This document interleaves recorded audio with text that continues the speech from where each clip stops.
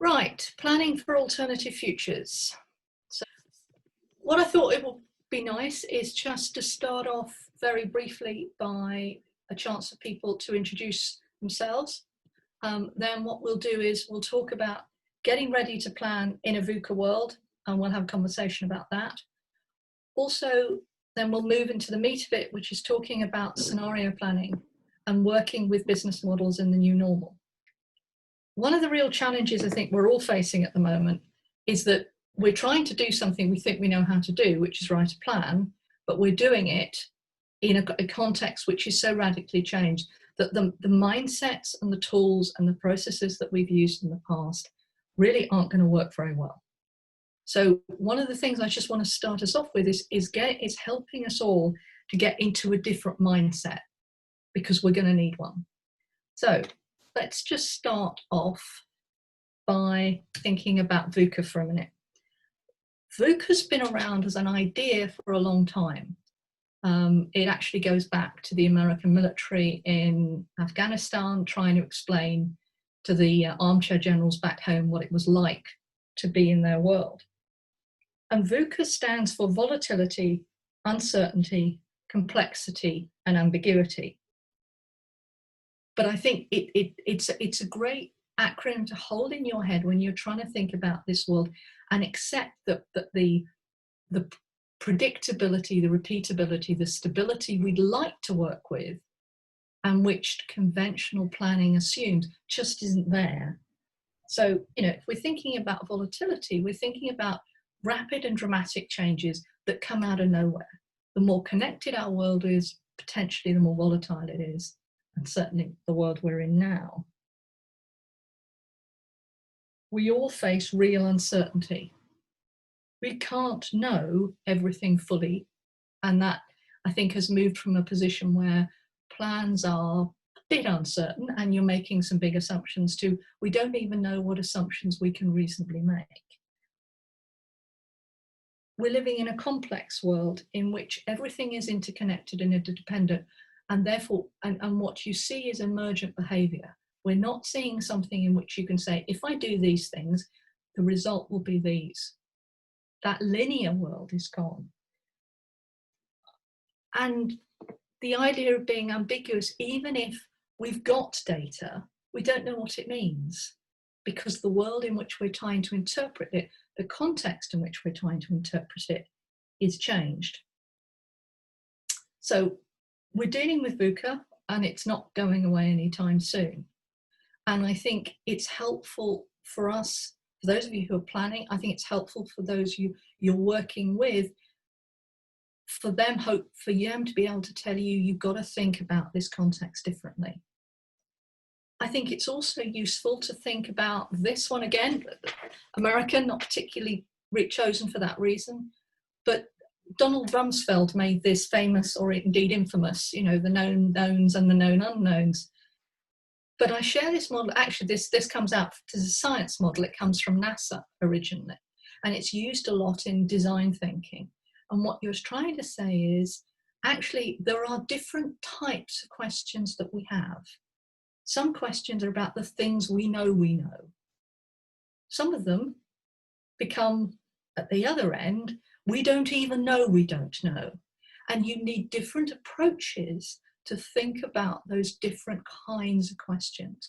So the examples here come from a design thinking approach, but it's worth thinking as you're contemplating all these questions and uncertainties, which category do they fall into, and therefore what kind of approach might help me to get a better grip on what these are. And all of that for me is a way of, so what? She's put up some nice slides, great. What it means to me in very practical terms is, first of all, planning in this environment is a creative process. And the traditional linear, we think, we plan and we do, isn't going to work. What we've got to think about is something more creative, more imaginative, more tolerance of uncertainty, more tolerance of difference. So you can see the example I've got here is the very famous design squiggle that was an attempt to explain how designers do things. And I think design thinking, systems thinking, will help us much more in this kind of planning. Both of them, there's lots of stuff on web, I'll come back to that. I think it's also about saying, how do you bring different voices and different perspectives into your process? Who in your organization could give you a perspective that you need to deal with one of the uncertainties that you've got? It may mean that, for example, your front of house or your visitor staff can give you some perspectives that you may not have elsewhere. I think it's also really important to build in constructive challenge. Build in, how can you find a critical friend or two that you can talk to, that you can share stuff with? If you're an independent charity, is there a trustee on the board that you can have a good conversation with? So they can help you to see the things that you can't see. And finally, as I said, we've got to let go of the idea that we can think, we can plan, and we can do. It's going to be a much more iterative process. It's going to look much more like the squiggle diagram. So the idea behind this approach is that it offers an opportunity to do some very quick scenario planning that you can do individually or with a team. And because you can literally do this in an hour, it's not a big process. And scenario planning, the real value of it is you are not trying to produce ultimately really realistic stories about the future. We can't do that. We just said it's unknowable. What you are trying to do is imagine what those alternative futures might be. So think about the key forces that are shaping the world we're in. And they may be, you may want to think globally or nationally, you may want to think quite locally. Spend a few minutes, literally, just write them down. I'd have said in the world we could all be in the same room, put them on a post-it notes. Think about virtual whiteboards. You could do it through chat. You could just do it as an email. Here's mine, add yours in and pass it on. Choose two. Don't get really excited and don't get concerned about which two you take. Just choose the two. You can poll online and go, okay, we think these two got the most votes. Go ahead with that and say, okay, now put them on an axis. So what you've got here is two axes. So I'll show you a worked example in a minute, but if you think about those two forces, there are opposite ends of the spectrum. At one, so for example, I'm going to use an economic question about what happens to the economy, and to use the force about how do visitors respond to what's happening. So at one end, an example I'm going to show you, the economy comes out pretty fast and we have a V-shaped recovery. At the other hand, you've got a prolonged and deep recession. So what, if you like, are the extremes of what might happen? Put those on a little 2x2 matrix, and what you have is 4 scenarios. And what you want to do is then think about each one of those scenarios. What does that look like? So here's one I prepared earlier. So I've got the horizontal axis is looking at a range of economic outcomes. The vertical axis is thinking about visitor behaviour. At the bottom, visitor behaviour doesn't really change very much. Interesting idea. At the upper hand, it says visitor behaviour changes radically as a result of COVID. I'm not saying how I expect those radical changes to play out or what they are. That's part of what you're working in the scenarios. So if you've got the 4 scenarios. So if we just take a couple of examples. One, I'm saying you've got a fast economic recovery, but visitors behave very differently when they come back. Maybe they come back, maybe different people come back, they book differently, they want different things. If you go across the vertical to the yellow box 3, I'm then saying, okay, there's a different world, which is a prolonged recession and unchanged visitor behaviour. So that would be quite different again. You could create these with any 2 forces you want. As you can imagine, what will happen is when you try and start to work out what would this look like, and therefore what should we be doing that will help it, that would respond positively to whichever scenario we're in. What you can do is start to think, you'll start to see those other factors that you identified will start to come in, because they'll help you to form a well-rounded picture. Now, you can do this just with virtual post-it notes. If you like, you could just do perhaps each member of the team takes one scenario, write it up in a page, share it to people, and then think, okay, so what do we have to do in that scenario? Once you've done that, you can then look at what that's telling you, and you can say, well, what themes are common across different parts, across the different scenarios? Suggest to us those are things we really need to put in our plan, versus ones where there are real differences we have to choose. And which are we betting on? Scenario 1 looks a bit more likely than scenario 3, or whatever. So where can we see common themes? Where do we see real changes? So that would be the basic version. There's also, how can we use this a bit more creatively? And here are 3 ways that you can think a bit more imaginatively about those scenarios and getting some of that creative thinking going. So 1, for each of the scenarios, you can imagine what would be in the newspapers, on the websites, in social media, if that were the real world. What would people care about? What would the stories be that your visitors and your staff are seeing? So that might help you to flesh that out. Yeah, wanted to be creative, you could do it with collage and all sorts of things. But again, just trying to think about what would that world look like. Secondly, you could look at using personas. So those of you with a marketing background may be familiar with the idea that what you're creating here is a fictional but realistically imagined person in that future. And you'd obviously be wanting to think about someone who you saw as a visitor, or indeed if you're looking at commercial, you might be looking at somebody who would hire your spaces or book a wedding or whatever your business involves. What sort of person would they be? You know, there's tons of guidance online about how to do personas. And then you'd be saying, what does this person in this world want from us? Again, what is that telling us about what we would need to do to meet their expectations? No reason why personas couldn't be funders either. That's a different way of thinking about it. A third way, and this is the one we're about to come on to in a minute, is to think about it from a business model perspective. So if that's the world we're in, what's the best business model we can come up with that would allow us to be financially viable and to deliver the impact we want to deliver in that future? And I'll show you a technique in a moment, which is illustrated here very briefly, and sorry, in real fuzz, I don't know why that's happened, to talk about a business model canvas. So thinking about, you could compare alternative business models and see which elements are common, which elements are different, where might we want to make some choices. If you're an independent museum, how do your trustees feel? You know, what's their appetite for risk? Are they very, very risk averse? And no, this is all about, this is our only priority here is survival. Or actually, no, you know what, we're willing to take some risk. That will produce different opportunities for you. And the same would be true, picking up my David's point, around, you know, if with you sitting within a local authority, what's the local authority's attitude? What can they do? What do they want to do?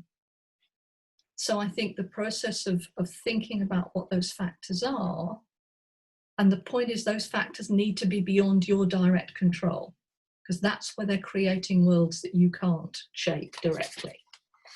The business model canvas.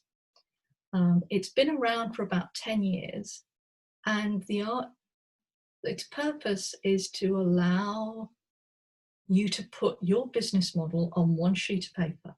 This is not a spreadsheet exercise. This is an exercise in really thinking at a high level how you can understand your business model.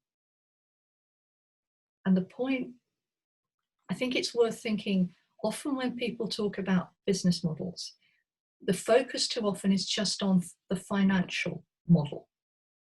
This is about what value are you creating,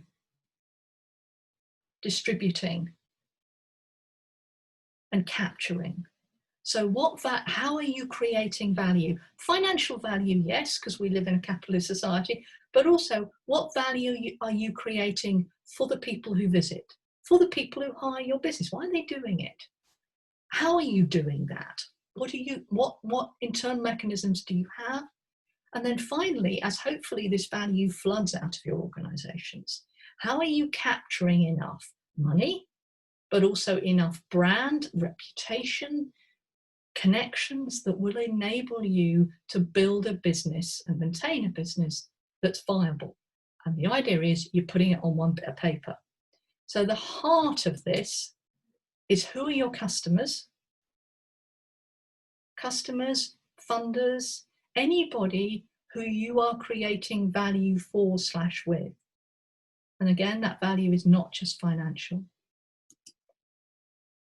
Then what are you offering them? Why are they going to, in a very general sense, buy from you? Or why are they going to come to the museum? Why are they going to give you their time to come round? And these two are the absolute heart of it. Who are your customers? What's the value proposition in the jargon? Then you're thinking about, okay, if you look between those two boxes, you've customer relationships. What kind of customer relationships do we want? What would we like them to say about us on TripAdvisor? And how, in terms of channels, we're following the marketing idea. So you're thinking, okay, how do people find us? How do they receive the value we're offering? How do they come back to us again? And taken together, that tells you this is the value creation element. This is how desirable is what we are offering to the people we've chosen to offer it to. Because we're here for more than the money. We're here for the impact. We're here for making the world a better place. So how desirable is our offer to the people we want to work with and for? If you flip to the left-hand side, this is the how do we do it bit. So what are our key activities? What do we have to be really great at? What key resources, what key assets do we need that will allow us to deliver those offers to those people successfully? And who do we need to partner with that enables us to do that? So this is, how do we construct a business model that's feasible? We can actually do what we say we're going to do. And then at the bottom, in the right place, in my view, as an accountant, is to say, okay, what revenues does making those offers successfully generate? And what costs are implied in doing what we said we'd do? So hopefully revenues exceed the costs. If not, it's not viable. So this is a way of just getting it on one piece of paper. And I'll show you an example in just a second, because that was a bit of a trot through it. So here is an example I have prepared earlier. So this is a very generic example of a museum. And I've assumed this is a pretty simple little business model. In practice, of course, it's going to be more complicated. Sorry, don't know why that did that. Try that again. So I've just assumed at the moment we've got two customer segments. So we've got visitors. Why are they coming? Well, they're probably coming to learn about something. And they're coming to have a good social experience. That could be a family fun day out. It could be an opportunity for a couple to spend some time together. Don't know, whatever. The kind of customer relationships you might be looking for is you want some trust and loyalty, because you want them to believe that it's worthwhile for them to come. You probably want them to come back. If you're thinking about the channels, how did they find you? And how did you deliver value? Well, it's probably that they came to your buildings, not necessarily, might be, and they would have found you through others. So the income, if you can see I'm following this down, one of the rules with this is that you can't have any orphans. So you don't want to be left with blocks that don't tie up to each other. Mission fees, catering, retail. Assuming the other big customer group is funders, and you can follow it through again, resulting in income for grants. Remember, funders are buying something. They often won't use that language, but at some level they are. What they're buying is the impact that they want in their world.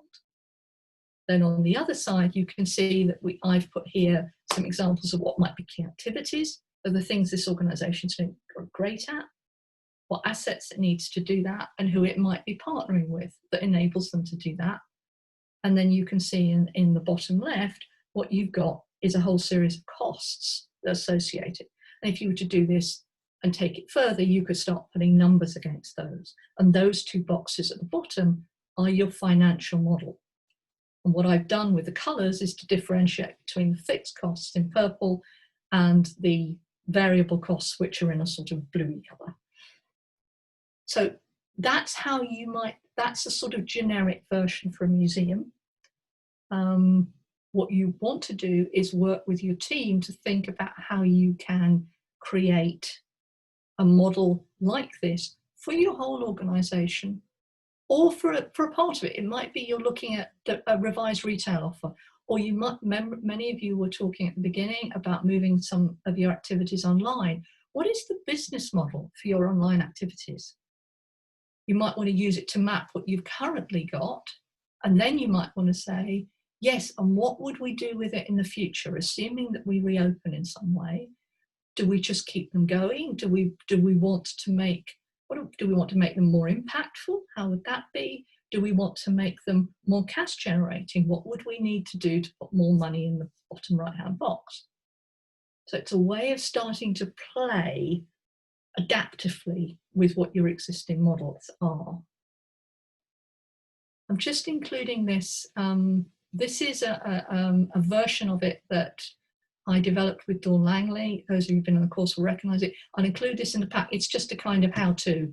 It's some prompts for when you work through it if you want to use it. So, also thinking, sorry, I'm just checking my notes here.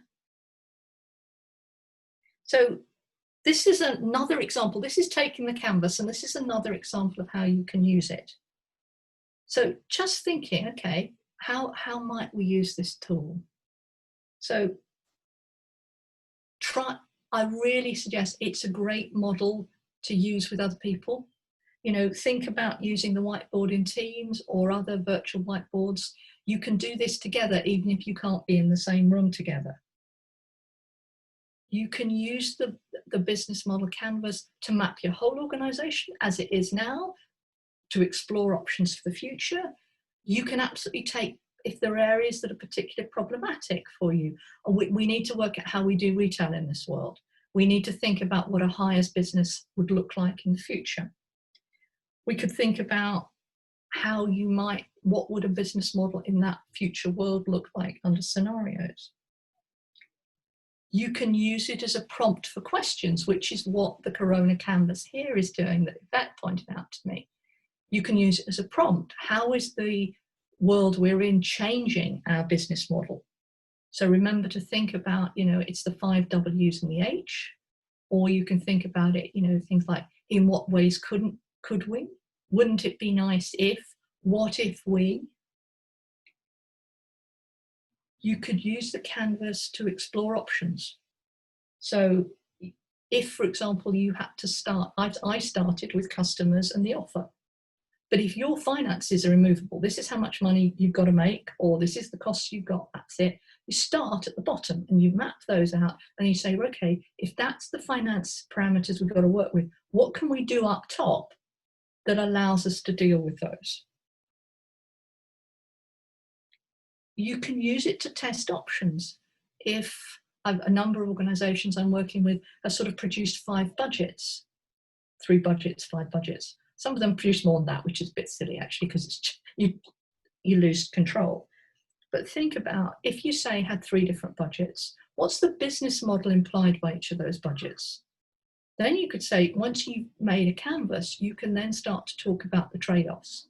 You can start to think about the non-financial value that you are creating in each model and put that into the equation, not just can we make the money work. And finally, I think it's a great way of telling the story, of saying you can use this as a way. A lot of people have put them in business plans. This is our final model. This is what we're trying to work to. Because there's one thing going back to where we started with Vuca is, I guarantee for anybody who writes a plan at the moment, it won't work. It can't do, because there are so many unknowns. No business plan survives first contact with a customer, and that was a joke that went around before all this happened. But what you can do is say, this is the kind of business model that we're trying to run. And it's a good way of being able to have that richer conversation with people about the model and about the value that you're trying to create. So, for more information, Dawn Langley and I have been blogging quite a lot since this started, and there's quite a lot of further information about scenario planning particularly, and also planning with uncertainty on the blog. Feel free. I think the first question is, what are you trying to plan for? Are you looking at the immediate future, the next 6-9 months? And that's going to be a lot defined about practicalities. What's possible within a very short time frame?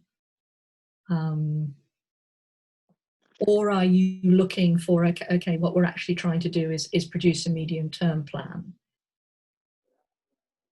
I think in both cases, you want to try and think about more than one scenario option, take your pick.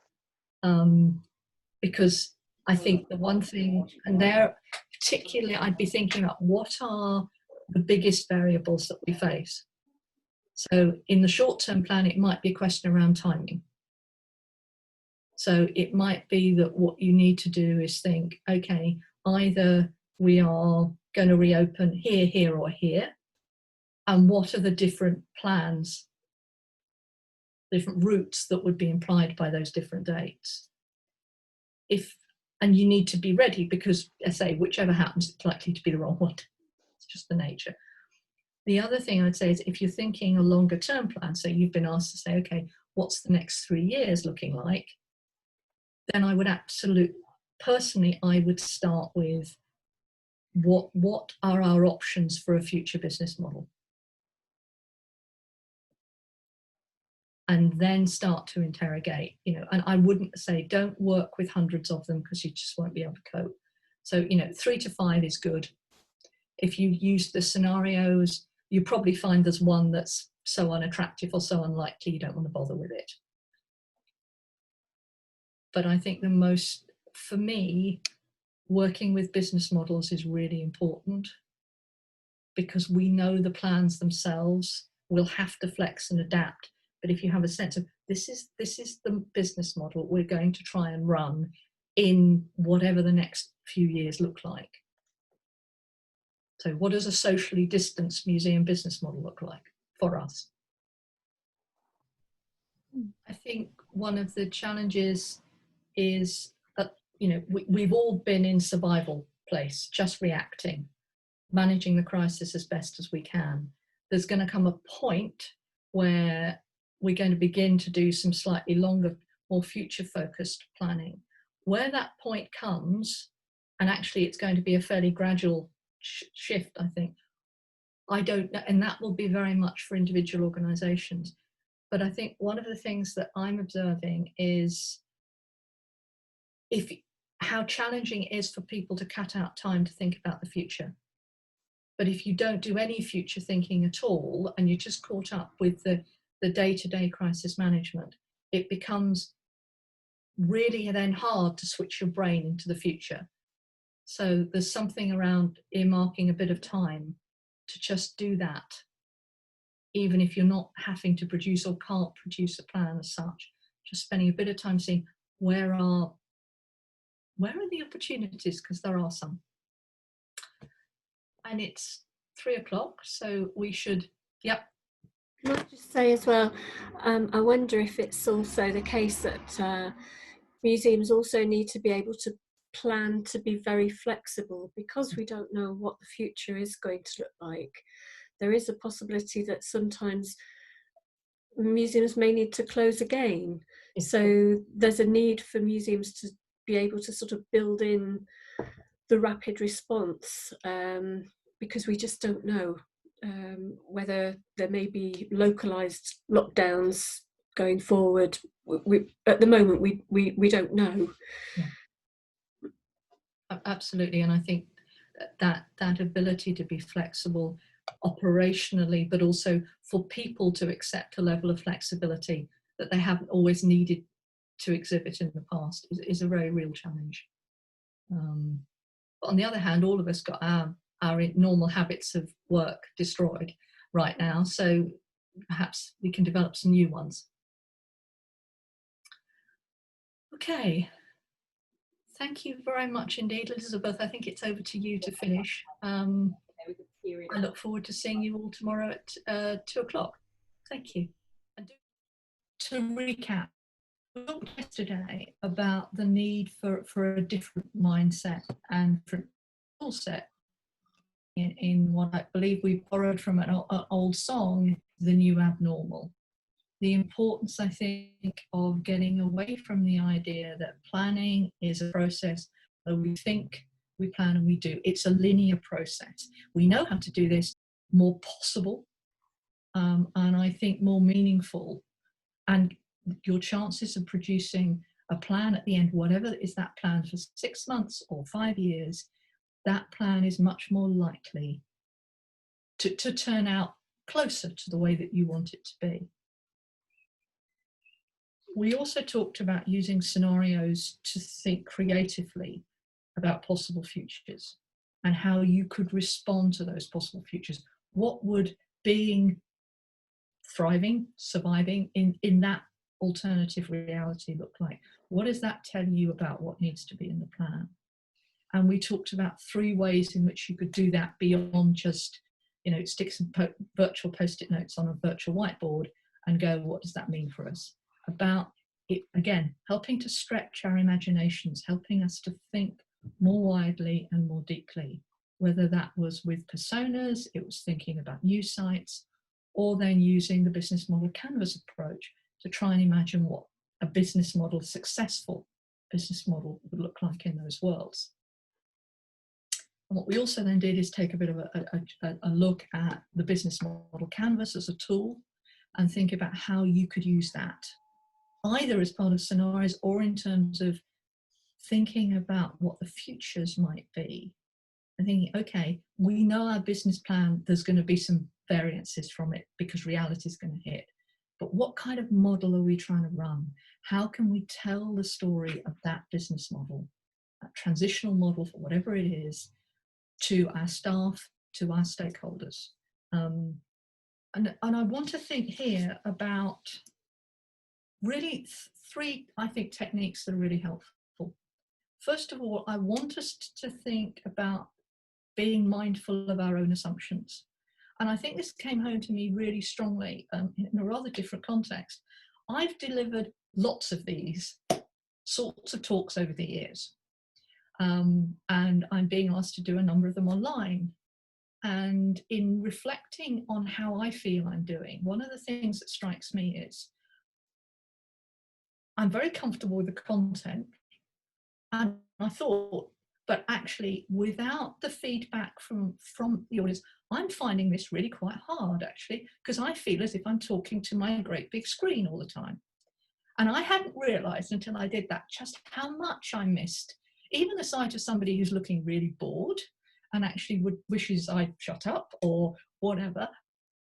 And also how much I knew how to use the technology I had, so I was fine with PowerPoint, tried not to use it too much. I'm missing my flip charts enormously.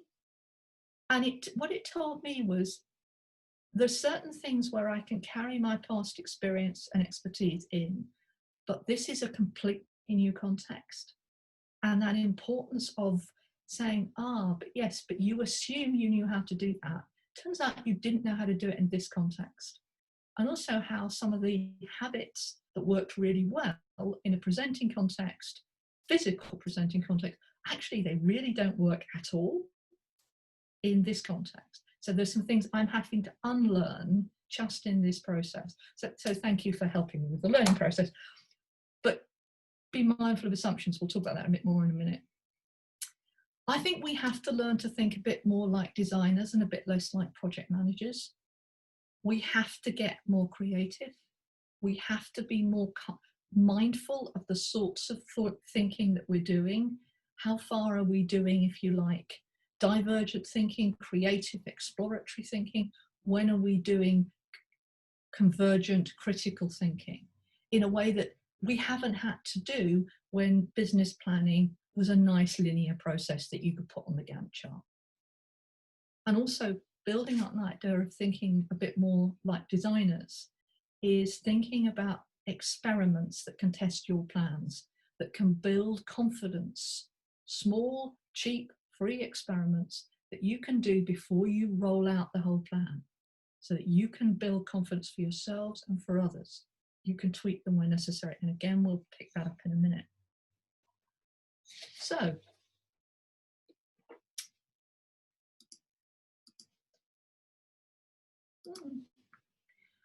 I want to think a bit about assumptions for a minute.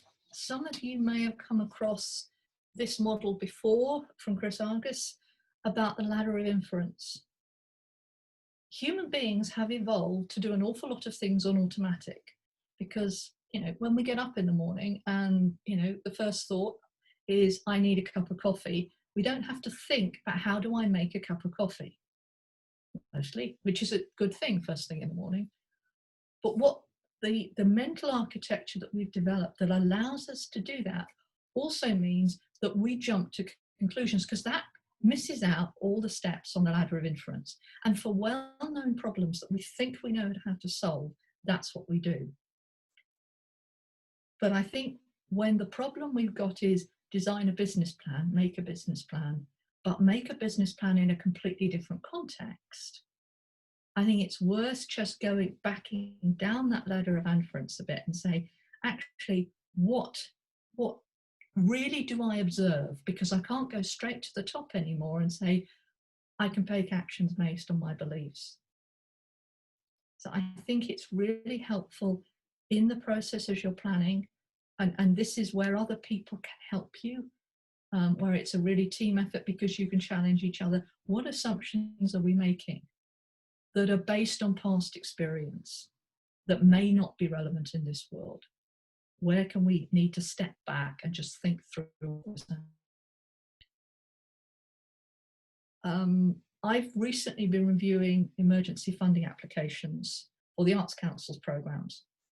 And one of the things that struck me was how few people, including people who should have known a lot better, included any assumptions with their financial projections at all.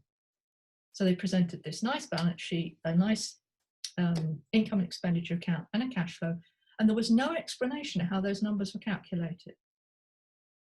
So when you were asked, as I was asked, to offer an opinion on the reasonableness of those numbers, I'm going, well, how can I? And I think particularly because we're dealing with a change context, it's really worth thinking about making explicit those assumptions you've made, particularly the financial ones, because they're the ones that produce the definite number. And really focus, particularly think about trying to bring out those where the results are beyond your control. They rely on other people behaving in the ways that you've effectively predicted they're going to.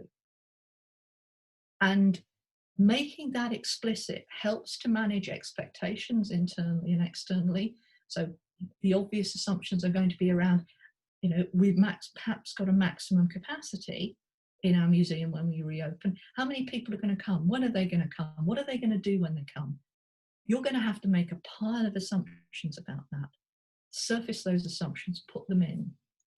Also, I think documenting your assumptions helps to inform the risk management process, because that you can then see which are the key assumptions we're making in financial and operational terms, which are really could shape whether or not we've got it right.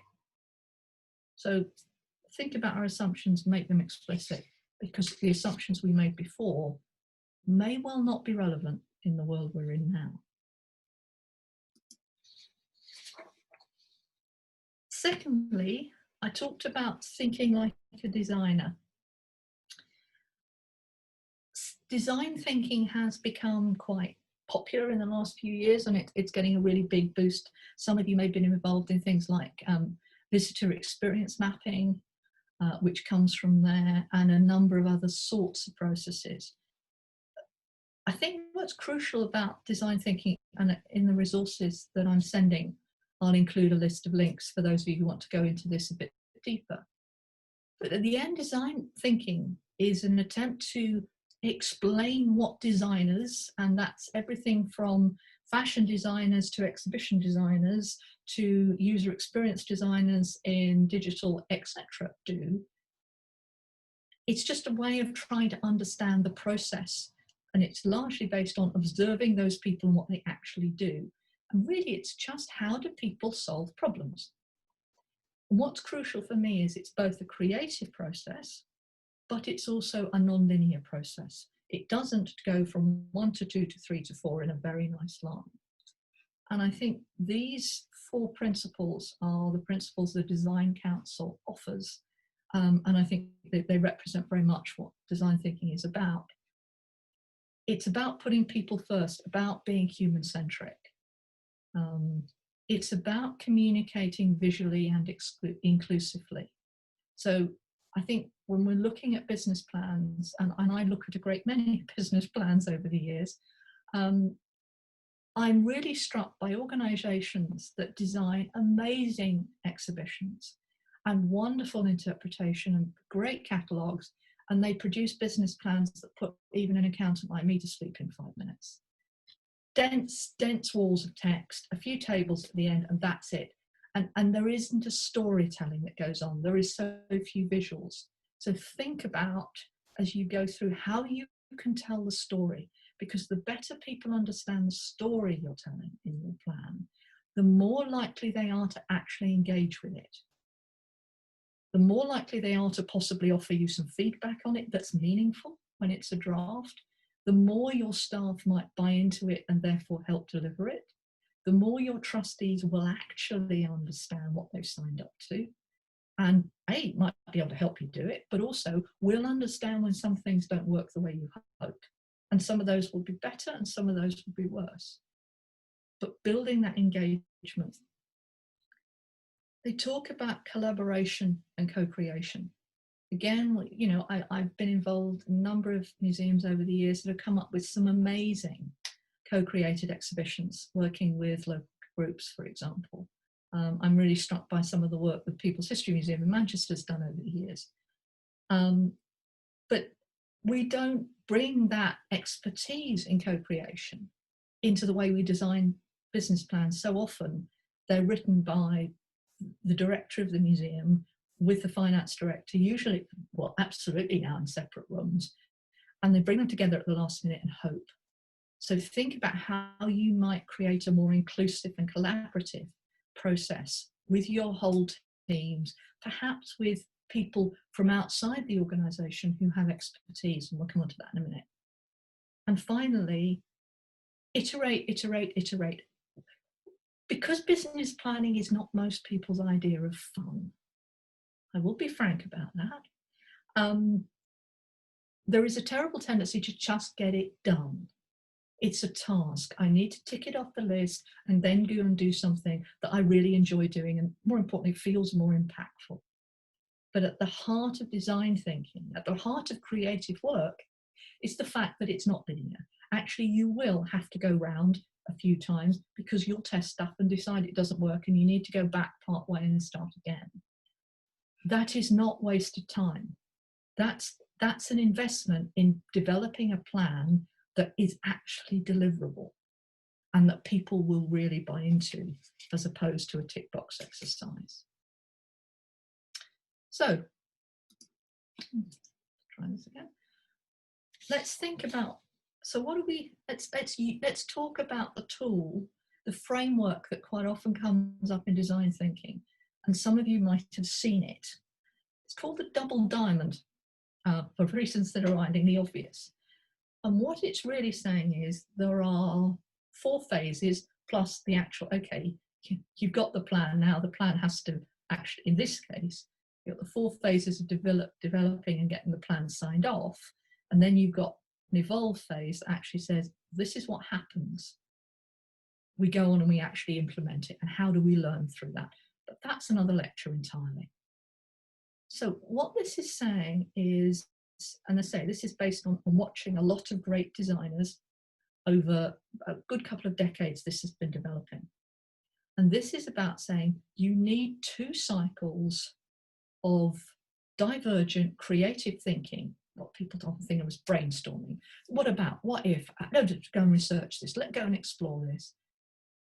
And converging thinking, so making choices, understanding what you've got and thinking, okay, what do we do with it? So if you like, well, different words, there's some analysis in there, creative, exploratory analysis, followed by synthesis and making choices. And you do that twice. Because the first time you do it, and that's what often will happen, people will do some thinking, then they'll make a choice, then they'll write the plan and they'll go ahead. They won't test the plan. They'll just say, we've got the answer, now we can do stuff, which is much more exciting. You'll see here that this is an older iteration of the Design Council's version. It'll be in the pack for you. But here are some of the techniques that might be useful. Now, obviously, I'm going to talk about very few today because we could be here for the rest of the afternoon easily on these. But I think the idea that there's a 4-stage process that says, okay, how do we discover what is the nature of the problem we're trying to solve or the opportunity we're trying to exploit? How are we going to write this plan? What do we need to know? Okay, we've collected a lot of data. Now we need to start synthesizing that, understanding what we've got and start making those first round choices. We've now made some initial choices about what we think our plan might have in it. Right, now we need to do some more detailed work to develop those, to refine those ideas, to start really working out what that would mean. And then we need, before we actually sign off the plan, how do we test some of those key assumptions, particularly around the ones where they're both material assumptions and they're also ones where we think we're not very confident that they're going to work. So that's the double diamond. Oh, thank you.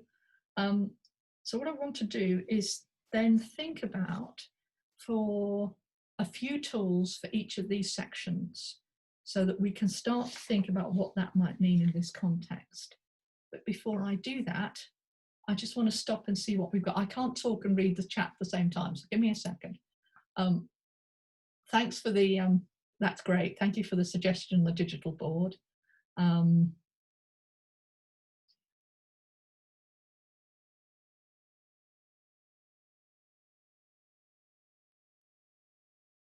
That's great. Thank you very much, Joe, for sharing the example. If you've got more examples, do share them in the chat. And I'll also put a few examples in the resources of stuff that might be useful. Because I you know, as I hope is becoming obvious, I do think that's the way forward for where we are now. Okay. So let's think we're at the beginning of the process. We're at discovery. So I think it's worth asking, where are you getting your information from? You're thinking, the idea here is we want to be creative, we want to do some ideation. So we really want to free our minds a bit if we can. That sounds like I'm taking something illegal and I'm not. But think about, because we can just go into this assuming we already know what we need to know, and maybe you do, but just ask yourself the question, what is my plan trying to achieve? Is it short-term, long-term plan? Is it very detailed? Is it very strategic? Is it very visionary? Think about in relation to the plan you're trying to create. What are your research questions? What do you need to know that you don't? And what do you know from past experience, think you know, that you might need to test or unlearn? Things around visitors have behaved like this in the past. Are we sure they're going to behave like this in the future? How might we test that? So in academic terms, I guess I'm asking you to think about what your research questions are and how you might answer those questions.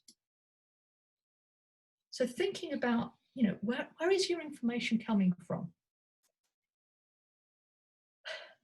I would really encourage you to think about looking outside the museum sector. There's lots of great stuff, and you're going to access that because you know where that is and you'll understand, and it will be written for you.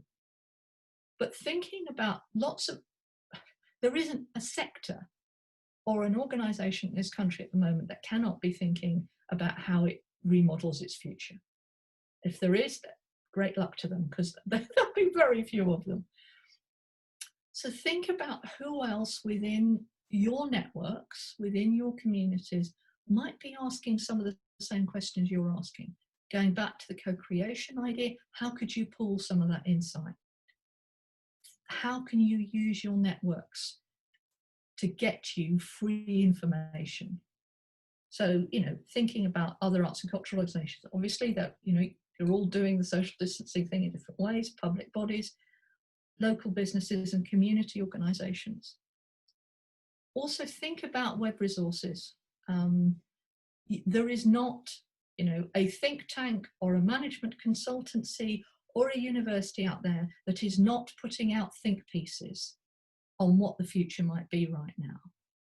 One of the ways of doing this is to think you could bring your whole team involved. You each take a question or a sector or an issue, and you can ask everybody to think, go and do a bit of research. Spend an hour, just do a one-pager, share it with all of us about some of the key things that you might have learned. It will help to shape your thinking. And absolutely, I like Kim B's suggestion that, look at what other people are already doing who are ahead of you. How can you learn from that? So that's thinking about some of the information. A big part of the discovery phase in design thinking is empathizing. It's about understanding your customers. And by customer, I mean users, funders, people who come to the cafe at one point in the future, whatever they, looking at customers very broadly. Now, obviously, at the moment, there's some polling being done by national organizations politically. Also, I imagine that there's some polling, certainly I know the ALVA's done a pile of polling, I think, with AIM. But this is thinking about your particular customers. Now, you can't run Facebook groups because you can't sit them all in the same room. You may or may not have good data about who they are anyway, and maybe you're thinking about audiences that aren't currently coming. I know museum I'm working with is trying to think that has a historically quite older visitor group, is really looks to encourage younger people, but doesn't have a lot of contacts there. Now, there are lots of ways you can do that. You can commission market research, etc. But this is a really quick way of doing it with your team. Think about who your key customers of the future might be. And then think, okay, and this is called an empathy map. And this is a simple way you can do this in about 15 or 20 minutes. So choose, I don't know, I'm thinking of the museum I'm working with at the moment. Okay, we're targeting the sort of 20 to 30-year-olds, probably with small children or on their own. And just use this empathy map as a way of thinking, okay, what does he, she think of, feel? What do they hear? What do they say and do? What do they see? And then to help you think about the kind of things they want from you, think about what here is called pains and gains. And it's a really quick way, you are doing it on a piece of A4, that's as big as it needs to be, and you're just making some notes. And then perhaps for 5 or 6 different customer segments, you've got some collective understanding that you can test with each other and say, does this sound like the audience we think we're going to get? What do we know? You might want to try it out with a few people if you know them well enough and say, kind of, this is a bit like you. Does this register for you? And that's going to give you some really deep insight into your visitors and your other customers quickly. It also, by the way, works really well as an interesting example to do it with funders, because right now funders are in a different place too. What are they caring about? What are they anxious about? Not necessarily what they cared about 2 years ago. So it's again, getting your science inside their heads. So Then I want to think about, so we've done quite a lot of ideation. Now we want to think about how we start to define that customer journey. Sorry, to define, want to start converging a bit so we can do our first sort of round of decision making. And this is a tool from Mark Stickdorn. Again, you know, you'll realize I like these things on one piece of paper because they make your life so much easier. And this, some of you may be familiar with visitor experience, customer journey mapping. So the idea of considering what is someone's journey through an organization, and particularly what are their touch points. By the way, I apologize for the fact that the print on this is quite small. Don't worry about the detail of it. It will be in the pack and you can use it then. It's free under Creative Commons. But what this is as a way of saying, effectively, it's a shortcut to doing the visitor experience mapping. Instead of having to map that out on big bits of rolls of paper with lots of post-its, which is usually how you do it, this is a way of saying, okay, think about people's experience before they turn up for a visit to the museum, taking that as a simple example. So what's called here the pre-service period. What are they doing? What are they thinking about? What are they hearing? Building on the empathy map idea. And then thinking about what's the service journey, thinking about the real key touch points, because those touch points presumably are going to change, because what we're all doing, or what you're all doing, if you're running a building, is you're redesigning the service that you're offering to people. So this is a quick way of thinking about what is the redesign we've got in mind, what does it look like? And there are a series of prompts on the canvas that can help you think about areas where you could perhaps need to work on them, areas where actually they sound really good and they're sources of innovation. So again, this is something a couple of people could do in an hour, just as a way of exploring how that service redesign is happening. And that, of course, will have financial consequences, because you're assuming if we do X, Y, and Z things to change the service, this is how we think customers will respond to it. And this is what the financial consequences will be of that. This helps you to test whether those assumptions are valid or not.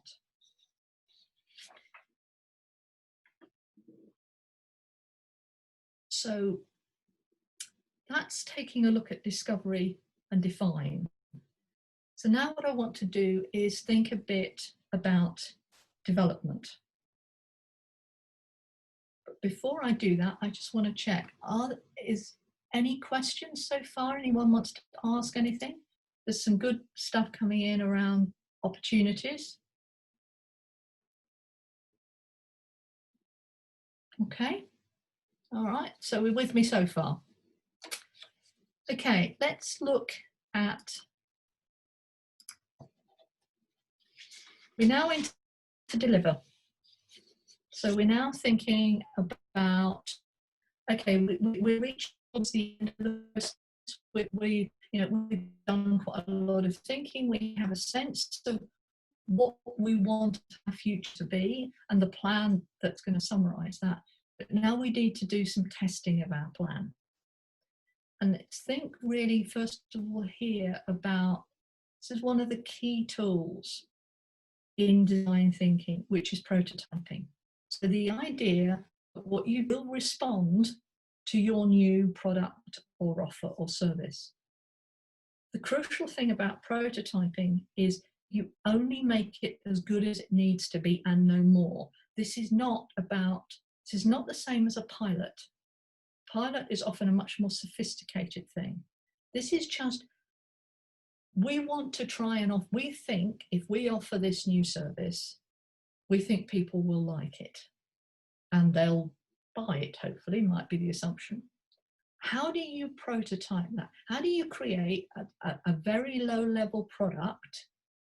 Some of you may be familiar, if you buy some of the apps online, they're minimum viable products. They say this is a beta, we're just trying this out, we want your feedback. It can be thought about as that. Prototypes can be paper, it can be digital, they can be physical. But what prototyping allows you to do is to test at a very low risk and a low cost. particularly if your ideas, if this is a new service or a quite reconfigured service you're offering, what does that look like? Will people be interested or not in that? And I think prototyping, for example, for me, you might want to think about if you're moving to a takeaway food service, how could you prototype that? How could you try it out? How could you experiment with it before you committed, for example, to buying a whole load of takeaway cups and reconfiguring your offer to work that way? If you are going to say, we will only allow people, we're requiring everybody to book our slots in advance, how would you prototype that? How could you try that out? Perhaps with a small group of people first. Could you have a soft, discreet opening where everybody tries that out and sees whether or not it actually works? Experimentation is really helpful when you're dealing with uncertainty. It really allows you to feel more confident and others to have more confidence in the judgments that you've taken.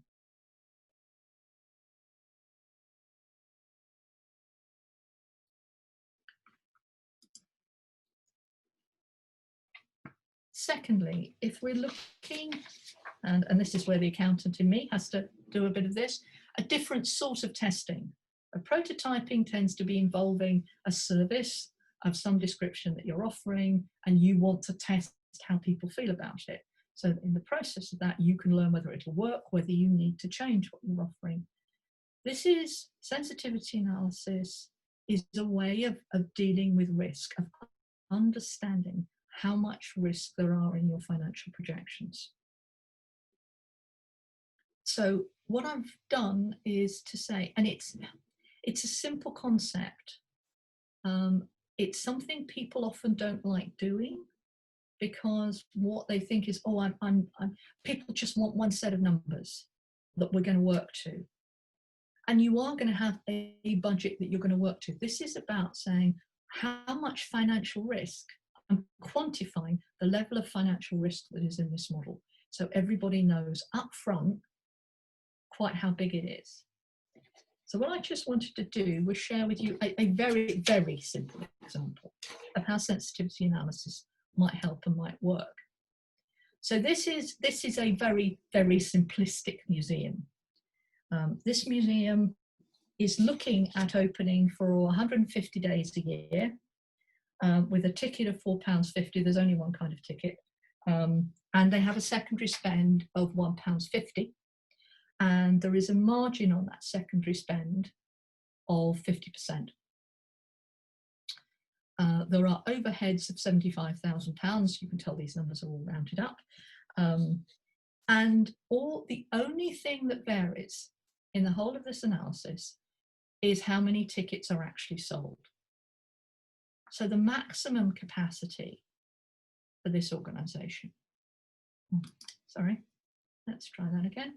The maximum capacity is 200 people a day could come through the museum for the number of 150 days of opening. Museum hopes that they're going to get 100 people. Pessimistically, they might get as few as 25.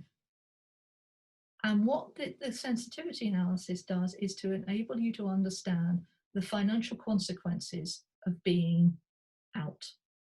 So the expected outcome is a break-even position, just over, which unsurprisingly is that's what people will be aiming for, and therefore their expected values will often reflect what it needs to break even.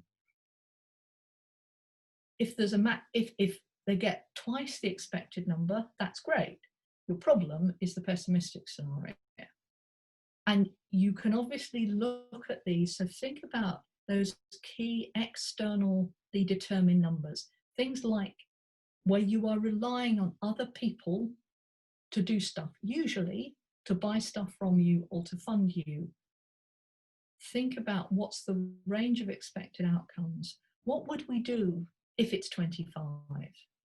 How long could we run like that? does that mean that what we would actually need to do is have a real checkpoint to say, if it looks like 25, you might say, we will need, I think, let me step this back, a better way of explaining this. If you're looking at some potentially quite serious negative financial downsides, what you need to think about is, how can we create a series of checkpoints in our plan that allows us to identify us before we get to a loss we can't afford to incur. So how are we going to ensure that we've got really good feedback loops that tell us those things quickly? How far can we go before we have to pull back? Sensitivity analysis is about giving people a much clearer understanding of the risks that will be in your plan. And it's really worthwhile just spending a bit of time working out what the big variables are, independent variables, the ones you can't control, what financial impact they have, and thinking about, within a range of reality, what those outcomes might be. So what I wanted to do was to have taken you through some different models and some different things that you can do using a design thinking approach to creating a plan, whatever that plan is, whether I say it's a short or a long-term, strategic or an operational plan, as a way of reducing the level of risk, giving yourselves and others more confidence by, yes, spending a bit more time on using some creative approaches, but in the process using some of these tools, and there are others in the resources that will help you to do that.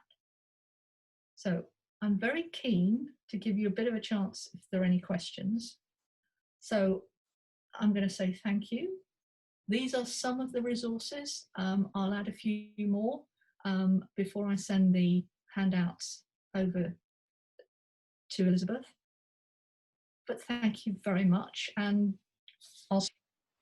it's about people developing a more sophisticated approach to risk. One of the things I talk to people about quite a lot is about their appetite for risk. Because the assumption that we can, I want a very low risk, then you actually want a very low benefit environment. Risk and reward are connected. And the more people understand the risks they're running, and there's been lots of research on this, the more risk they are willing to run. It's the risks people don't understand, are sort of aware over the, I don't like that, that's a bit hairy, that's a bit scary, not going to look at that.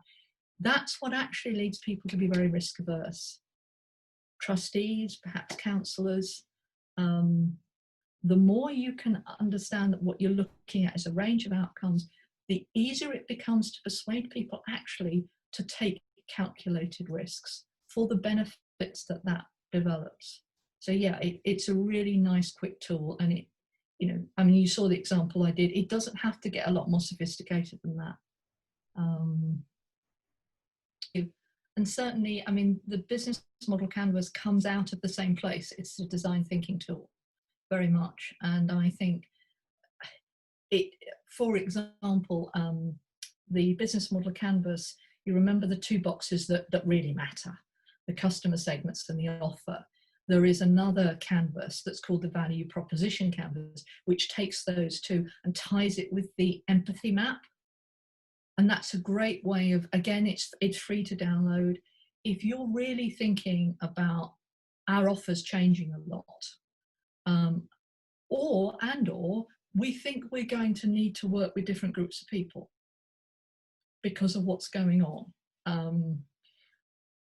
It's a really great, again, quick way of thinking through, why would somebody buy this from us? Why would somebody come to our museum? And getting yourself inside their heads without having to commit, and again, using the intelligence you've already got within your organizations, the insight that exists, but finding tools that allow you to surface that knowledge. Sometimes, you know, when I've done some, I did some customer journey mapping with a conservatoire. And the senior team were terribly sniffy. It was a new principal who wanted something different. But we brought all of the people who were in charge of actually dealing with the students into the room. And just physically, all right, we were able to do it in a room, but just mapping up against the wall, they looked at it, took one look and said, that's why our student retention rate's so bad. Because they brought the right people into the room, into the conversation, actually had the insight. And also they then had a tool which was visual, which everybody shared at the same moment. And there are, I think there's a great post about, using virtual whiteboards, etc. Think about those kinds of techniques. They can be real moments of truth. And because the framework comes from outside, people are much more likely to trust it. This stuff's got some academic credibility to it. So yeah, long answer to your comment, but yeah, the test is not pass fail. This isn't a test flight of a new aircraft. The purpose of the prototype or any kind of testing is it's a testing exercise for you to learn from it. So the best way of doing it is to, and there are some tricks. She says writing it down. There's a couple of frameworks I'll put in the resources by the same people who do business model canvas who advocate this. Think up front is, what are we trying to learn by doing this? Afterward, in some sense, it's a bit like evaluation. What did we want to do? We did it. What did we learn from that? As long as we learned from it, it isn't about, well, I mean, I would say if you're sending a prototype, you're hopefully not saying, we hope that 50% of people will do this. What you're saying is, how many people will use this? How will they respond to it? What were the, and you might like to try and capture some of this, what appears to have been their pain points? What caused them to walk away? What caused them to stay and do it? Is there a pattern in the people who chose to use the technology or chose not to? So if you can have a clear set of questions that you want to learn the answers to, and you get the answers, that's a success. That's why you did it. And that's why I say it's not the same as a pilot. Because a pilot is usually, we've got this fabulous idea, give us some money and we'll prove to you that it works. That isn't what we're trying to do with testing. That one of the best tests ever invented was when innocent smoothies were innocent many, many years ago. They set up, it was run by two guys who I think were, also had day jobs.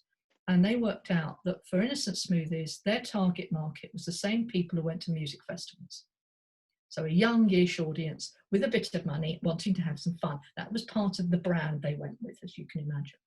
So they went round a pile of music festivals, hired very small little stalls, made up a pile of sample bottles of their smoothies. And all they said was, you can have them for free. Will you just chuck your smoothie bottle in one of two bins? Should we give up the day job? Yes, no. That was their experiment. They built a prototype drinks and then they tested it. And what they got, that was because they couldn't afford anything more sophisticated. But what they ended up with was overflowing bins saying, yes, give up the day job. They took photographs, and that was the basis of their pitch for their first serious investment round. Because they tested it with their absolute preferred customer market, and look what happened. People had got a free drink. They didn't have to say it was one. They weren't asking them, was it great, was it awful? They were asking them quite a personal question about themselves, and people really connected with that. Now, what they've gone on to do may be different now, but that's still one of the best design. A theatre I know recently tried to do that. They're thinking, this was before all the COVID stuff, they were looking at a quite big shift in programming. It was quite risky, and they didn't have any money. So what they did was set up bins in their auditorium like that with tokens, and they said, vote for the thing you most want this theatre to put on. They put a series of different images of potential sorts of shows. And it was, what did he say? Over 50% of the audience voted in every single show. because it was easy. It was like putting your tokens in the Waitrose thing. Which charity do you want to support? It took seconds, and most people, and they got some really great, because one of them clearly was a no-go, and the other two were closer, and then they could say, okay, now we need to do some more sophisticated work on those two options, but we can dismiss three. It's clearly not a runner. It cost them 3 plastic bins and some tokens they had from a previous raffle anyway. So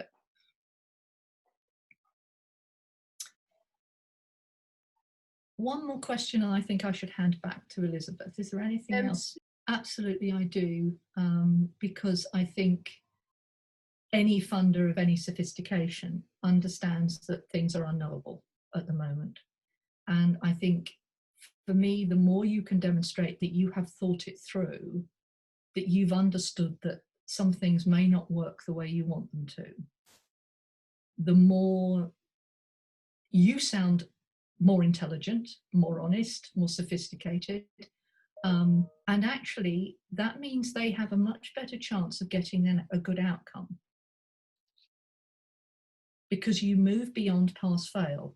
People who've anticipated what might go wrong are much better at handling it if it happens. So on the risk assessment, you would look much better. Yeah.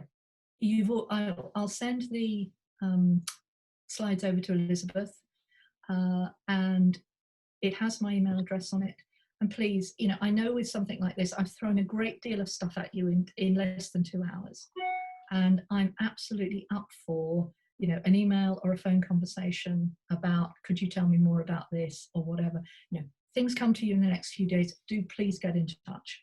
And thank you very much. It's been really interesting. Thank you. Thank you. Thank you so much, Susan. There are a couple of questions in the chat, so I can read them to you. So one is, this is around the design thinking methodology, and it sort of picks vets. Is the design thinking methodology embedded into co-creation? And Helen has followed that on, saying her previous question was about creation. It was about communicating plans, vision. Any good examples? So would you be able to cover those quickly? Very quickly. Okay, it's design thinking methodology. Co-creation comes out of design thinking for me. I think it's quite hard to co-create because the experimentation that's at the heart of co-creation, that inclusivity, I think it's quite hard for it to imagine it happening outside that context. But I'm not saying there aren't circumstances in which, co-creation is a very, very big topic. I've tended to come at it from a design thinking perspective, because normally what you're trying to do with co-creation is you're trying to involve users in the design of the service they're going to benefit from. And in that sense, it's absolutely coming out of a design thinking approach, and some of the work particularly in development in architecture and social policy. That's a very short answer to a question I could happily talk about for 20 minutes, but how does the testing of prototype rely on agile project management? Again, that's quite a big question. Yes, it is quite connected to the idea of agile. They're coming out of some of the same places around how do we get to superior outcomes as quickly as possible. And agile, as you'll know, involves a lot of testing processes. I think the difference is agile tends to be a more structured process than design thinking is usually adopted to being, particularly design thinking, as I'm talking about it, as a design practice within, say, the creative industries, as opposed to design thinking within a human-computer interaction framework, which is also where it's used a lot, very much to agile. Yeah. I think I should hand back to you, Elizabeth, because you want to remind them about evaluations.